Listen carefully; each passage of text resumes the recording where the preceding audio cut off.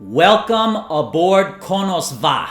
I am Chancellor Gorkon, and if you know nothing about Star Trek, or if you have been a fan of Star Trek for a long time, this channel is for you. Please like, please subscribe, please turn on bell notifications, please share, please become a patron. Join us on Patreon, support us so we can keep bringing you Star Trek content. Subscribers get extra videos and patrons get the full unedited commentaries. Kapla!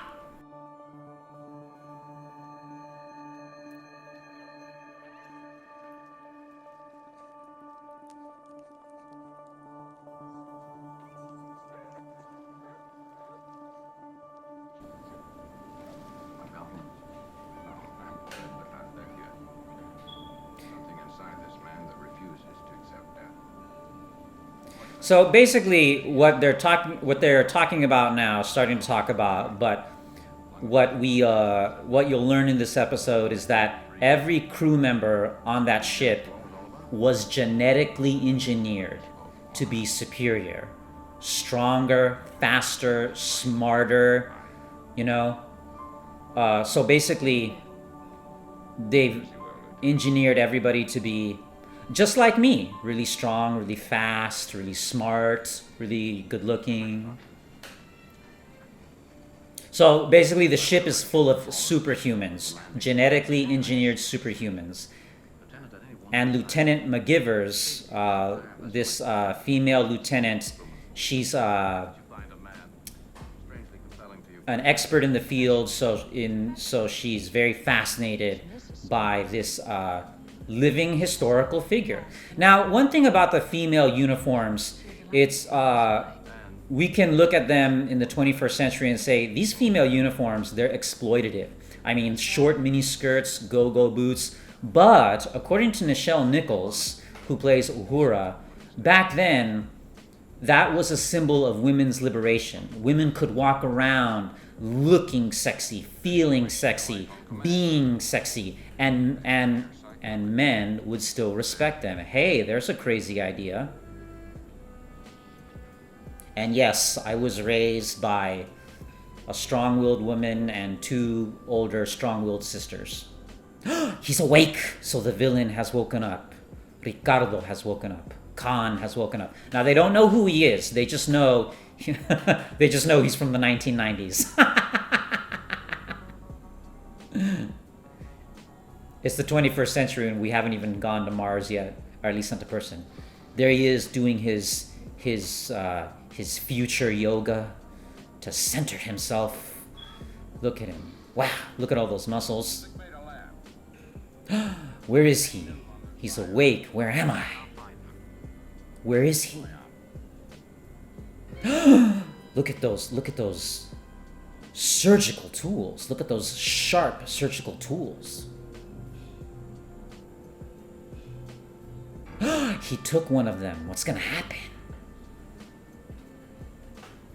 So the doctor goes back to check on his patient. Oh no! Oh no! We know what's gonna happen. And it happens! Well, either choke me or cut my throat. Make up your mind. Great line. Great line. This whole dialogue is terrific. I don't want to comment on it. Where am I? You're in.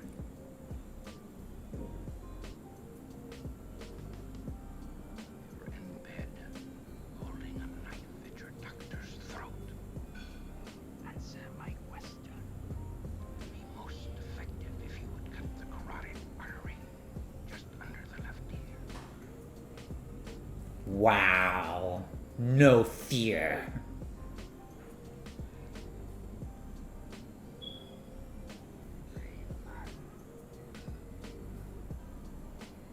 Just listen to Ricardo's accent. I mean, he's just got, man. Aboard the United spaceship and our prize vessel was in town. The voice they had seen. Lions. 2 centuries. That is correct.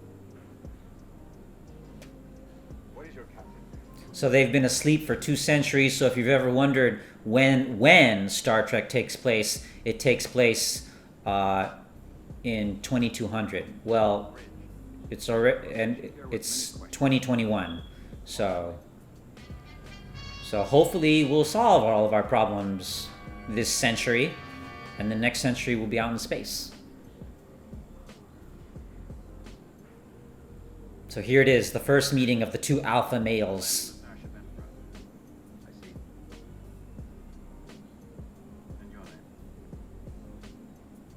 I have a few questions first. Aha. What is your heading? Our heading is Starbase 12, planet in the Gamma 400 star system. Our command This star base that they're going to is on a planet. Some bases are on a planet, on the planet's surface. Some star bases are in orbit around a planet. Some star bases are just in space, just there in space. are still functional.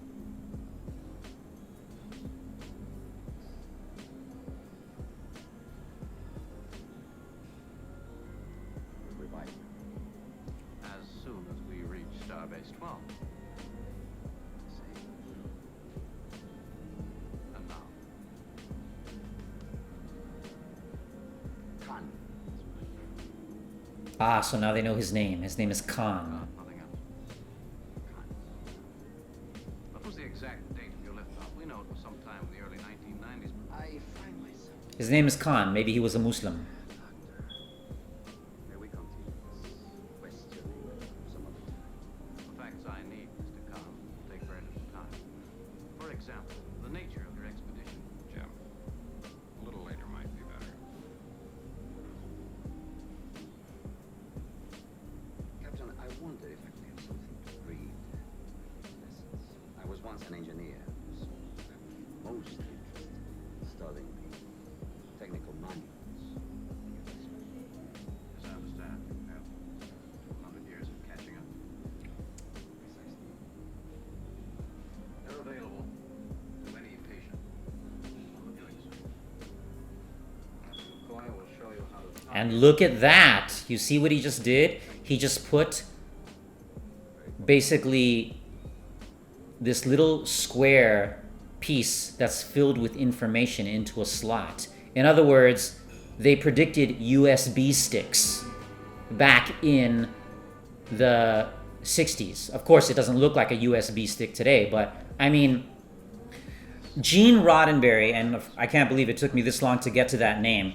Gene Roddenberry was the creator of Star Trek, and he was always talking to people in the scientific field, and that's why he was